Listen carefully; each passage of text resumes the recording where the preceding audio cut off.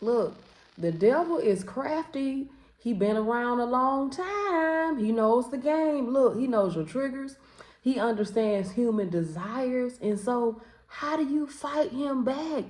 Huh? And like, how do you fight him and win? Look, the devil is always lurking. First Peter chapter 5, verse 8, and I'm reading that good old King James Version. It says, be sober, be vigilant, because your adversary, the devil, as a roaring lion, walketh about, seeking whom he may devour. So, friend, how do you fight back? Honestly, you got to study God's word. You got to study God's word, because God, in his word, gave us the tools to equip us with what we need in order to fight the devil and win. Look, Luke chapter 4, verses 1 through 13, right? The devil tempted Jesus, all right? He tempted Jesus for 40 days and 40 nights. And during this time, Jesus was fasting. Whoo, that's a long time, right? But he was out there fasting, and the devil, he kept tempting him. Hey, I give you this, I give you that. If you the son of God, you do this, you do that. And what did Jesus do? He modeled to us something that we should do, and that's what? Hit the devil with God's word, right? God's word is true, and the devil is a liar. And guess what? A lie is always crushed by the truth. So after Jesus kept hitting him with God's word, which is the truth, the devil had no choice but to flee. However, verse 13 says something real profound. And so I want to read it to you. It says, and when the devil had ended all the temptation, he departed from him for a season. So, unfortunately, friend, we're going to be fighting with the devil until we die. And if you've lived long enough, you know that as soon as you get victory over one thing, here he go again with something else, right? Soon as you finish arguing with your husband and y'all good, now your kids acting up. Soon as your kids stop acting up, now your friends want to start tripping. Soon as your friends stop tripping, now you got stomach pain. Now you got blood pressure issues. You know, it's always something. Now your car done broke down. Soon as you done got your blood pressure under control, you done lost a little weight. It's always something. That's why you got to know God's word. Look, between me and you, and don't tell nobody, right? I got a trigger. And the devil knows it's my trigger. I cannot stand it when I say, hey, or I greet somebody and they don't greet me back. Oh, it grinds my gears. It grinds my gears. But what I have been doing recently is I've been referring back to God's word. You see, in Philippians chapter 2, verse 3, it tells us to be humble and basically to count others as more significant than ourselves. So it might get on my nerves when I walk in the room and I say, hey, how you doing? And nobody responds back. But then I have to remind myself, like, girl, get over yourself. They don't owe you a response. Yes, it's nice to get one, but they don't owe you one. You know, how many times have you probably, had somebody say something to you and you didn't say nothing back? Now, sometimes it can be innocent, and I had to realize that too.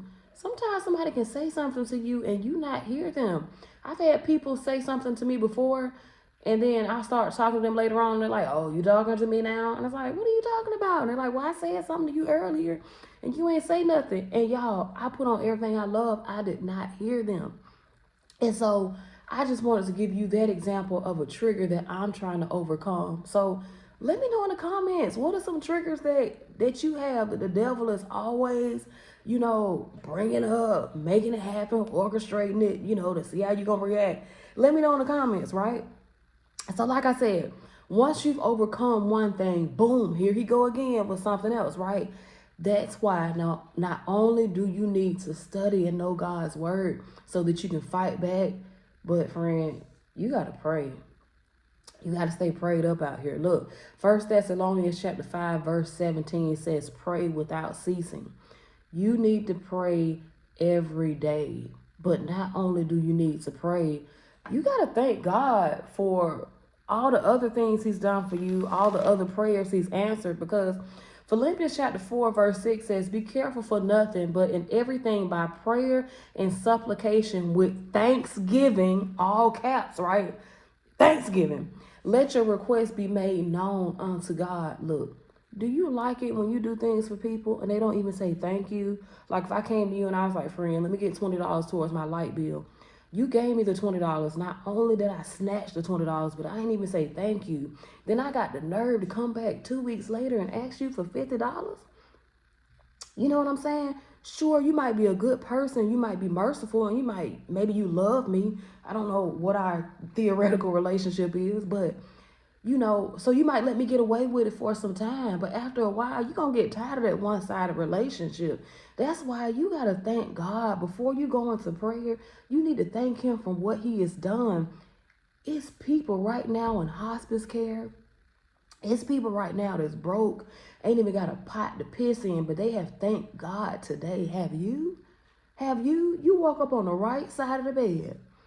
You know what I'm saying? You live in a decent home. You got a decent car. It may not be the home and the car that you want, but you got it. And you ain't even open up that hole in your face and thank God. Look, you need to start thanking God. You hear me? I ain't gonna tell you no more.